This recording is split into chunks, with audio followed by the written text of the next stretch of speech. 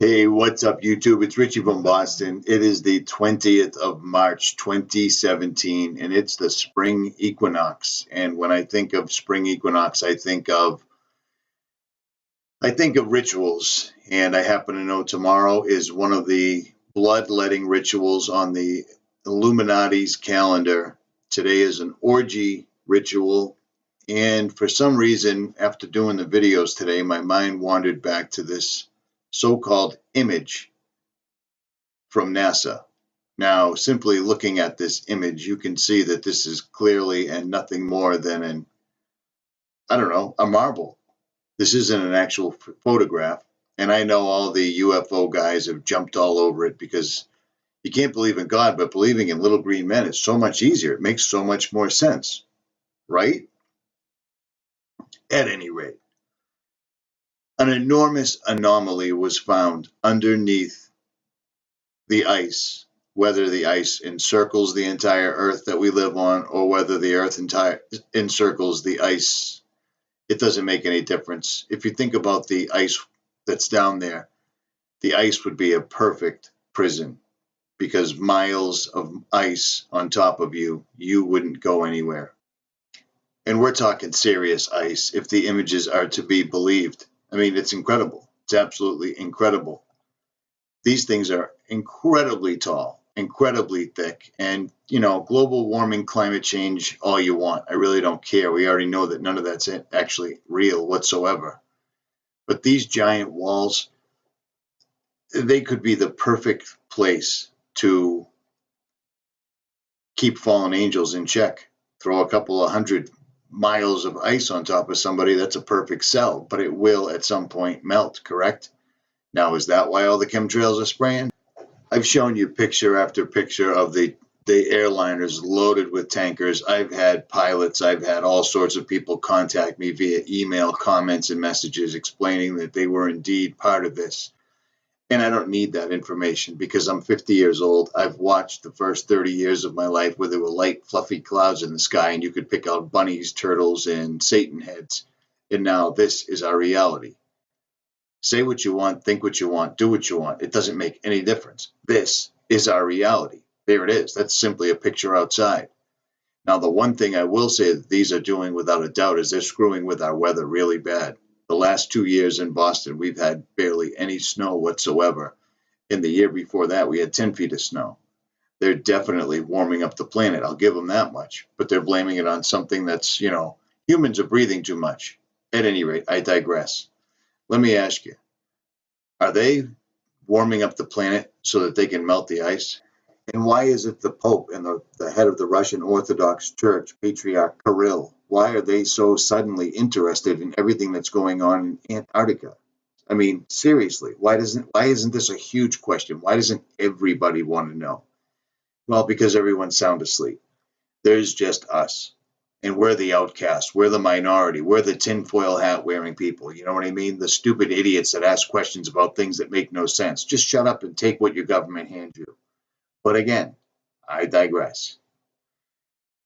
Is this the reason? Are they going down there? Are they bringing the Ark of Gabriel and trying to open the ice? Is that why John Kerry, the head guy from Skull and Bones right now, because George Herbert Walker Bush is out of commission, is that why he's heading down there? It makes little to no sense. What is the interest down there? According to what we know, there's an Antarctic treaty that's in effect. It's the only treaty on the earth that's ever been honored. These guys aren't drilling, they're not mining, they're not doing anything down there, but every once in a while, the highest ranking people have to go down there, including the highest ranking religious leaders in the world. What's really going on? Well, it makes me think of the last time we heard from Admiral Byrd. Now remember, Byrd was a lifelong military man. Byrd followed orders. Byrd was no joke. Is Byrd pushing out propaganda for us to see today? Do you know what I mean? Or is what he said for real? It's hard to tell, but let's listen anyways. And Whitnor, distinguished companion to the world-honored Longines. Good evening, this is Frank Knight. May I introduce our co-editors for this edition of the Longines Chronoscope?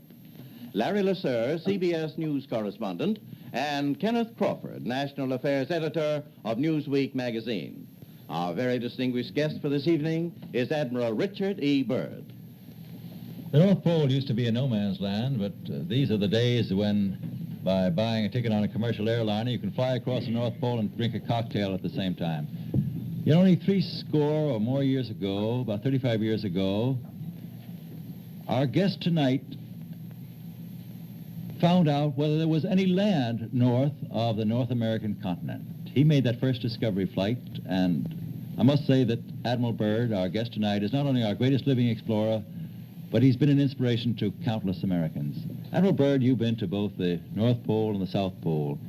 Is there any unexplored land left on this earth that might appeal to adventurous young Americans? Yes, there is.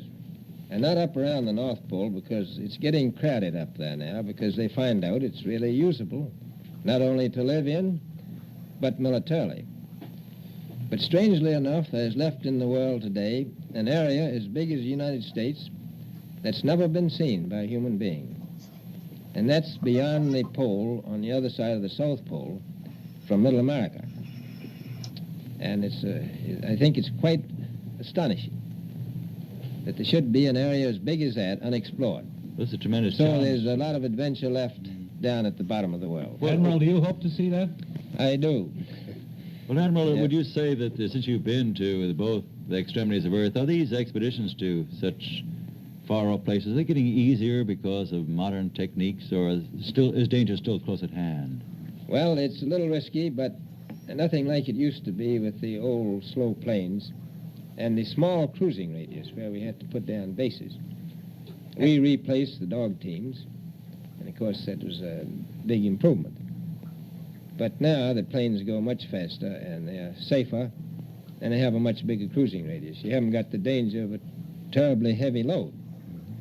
Admiral, an expedition to which I believe you're the advisor is now en route. What is that expedition doing?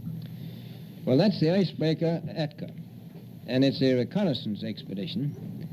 It's going down to the South Pole area to make certain observations and to look for some bases. They will be back in April, and they will report back, and upon the information we get from that undertaking, we will base the bigger expedition that's to follow. Is that very definitely planned, or is that... That is being planned right now. So I'm willing to say to you that there will be a number of expeditions that will follow, I think, year after year, at the bottom of the world, because the government has really become interested. Well, Admiral Byrd, I can understand, I think everybody can, the interest in the North Pole because it's so near our greatest challenger, Soviet Russia. But why this interest in the bottom of the world? Nobody living down there, is there? No, it's pretty cold. There's only one permanent resident, that's the 𝗕𝗵𝗿𝗵𝗵. The little ones live further north.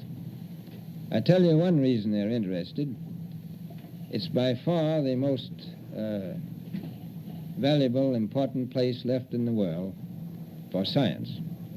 That's why the scientific groups all over the nation are really interested. But more important than that, it has to do with the future of the nation, those to come after us, or even during your lifetime, because it happens to be an untouched reservoir of natural resources. And, you know, as the world shrinks with an ever-increasing acceleration, far-flung places, once useless, like we thought the North Pole was, and no man's land, become very useful.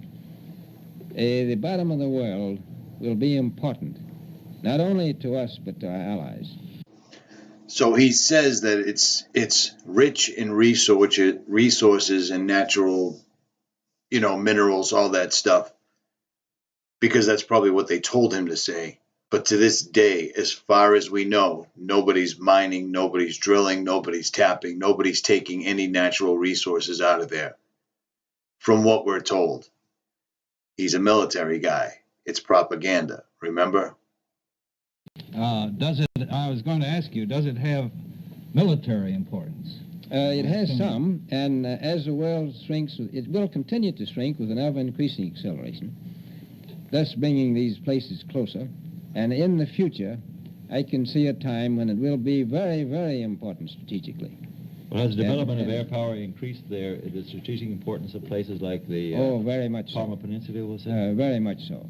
Even now, if anything happened and we lost the Panama Canal, we would have to control the islands just north of Antarctica, which are part of Antarctica. Then between there and Cape Horn. I've heard it said that there are 7 continents in the world, and one of them has never been seen by a woman, and that's Antarctica. Is that actually true? Well, if the Palma Peninsula is an island, as far as I know, that's true. No woman's ever stepped foot upon the Antarctic continent, and it's the most peaceful place in the world. Well, I'm sure that won't last very long. I understand now that you're working with the Arnold Bread Company in charge of frozen foods. Now, is there any future for frozen foods down these frozen extremities?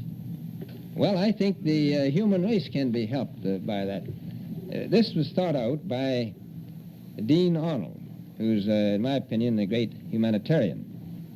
He learned that we went down there after 4 or 5 years and finished a meal that we had left there on the table when we had evacuated Little America. Everything was perfect, including the bread. So he got the idea of this frozen bread, and already he sent some to Europe, and it worked very well over there for some of the starving people. So you can store it down in the Antarctic and against the lean years, and you wouldn't have any people in the world really starving if you did that. Yes, in the event of an atomic war... You'd stay there forever. And yet we still have plenty of people starving. Okay, so I'll leave the links in the description if you want to read the rest of this or listen to the rest of this yourself. But I can't help but think that this was all propaganda on his behalf. So suddenly enter the Ark of Gabriel, something I've never heard of in my life. Most people hadn't heard of ever. It ended up in all the tabloids, newspapers, and it says Russia given ancient apocalyptic weapon uncovered in Saudi Arabia. Now, them uncovering things in the Middle East, that's a fact. When we went into Iraq the first time, I was supposed to be deployed, but I got hit by a drunk driver. Long story short, I didn't go. All my platoon, all my company went, and I talked to guys, and they indeed found things in Iraq that were probably of great, great value to the New World Order and the Bush family. But the Ark of Gabriel, this has gone wild on the internet, and no one actually even knows what it is. So according to them, wild rumors that a fabled device or weapon called the Ark of Gabriel has been found under the Masjid al-Haram Mosque, the holiest place in Islam. And legend tells the Archangel Gabriel, who told the Virgin Mary she would give birth to Jesus and dictated the Quran to Prophet Muhammad. None of this makes any sense to me as a Christian whatsoever. Also entrusted an ark or box of immense power to the founder of the Muslim faith. Muhammad was told to bury the ark in a shrine at a place of worship for it to be brought out as the end of the world approaches. Now, the only thing I can think of is, same as you, Mecca. What is it that causes people to come here and go around this thing 7 times counterclockwise trying to kiss this magical rock that's on this thing? And once again, this is a cube. 7 times, 7 times, 7 times. You know how much energy that would give off? But the story goes that they were working on this place and a crane tipped over and killed 111 worshippers, and allegedly that was done by plasma kicked out because they accidentally found the ark and it defended itself. And then thousands died a fortnight later as a result of a stampede or a plasma discharge because of the ark. Now, these people don't actually look dead to me. This looks like one of our usual, we'll call it a drill. But listening to the articles and this thing that suddenly popped up out of nowhere, no one had ever heard of it, perhaps, in my opinion, they're trying to melt the ice and release the fallen ones. It's the only thing that makes any sense when you think about the Pope, John Kerry, astronauts, the people that have gone out there and visited, Kirill, all these people that have visited this area, for what reason? These guys don't get off their asses unless they're going to be able to take more power or kill people. JMO. And you know I'm right on that. So it's very, very tough to figure out what this entire thing's about. Again, UFOs. I mean, I can't imagine that anybody's been on YouTube as long as some certain channels and they're still running around talking about UFOs.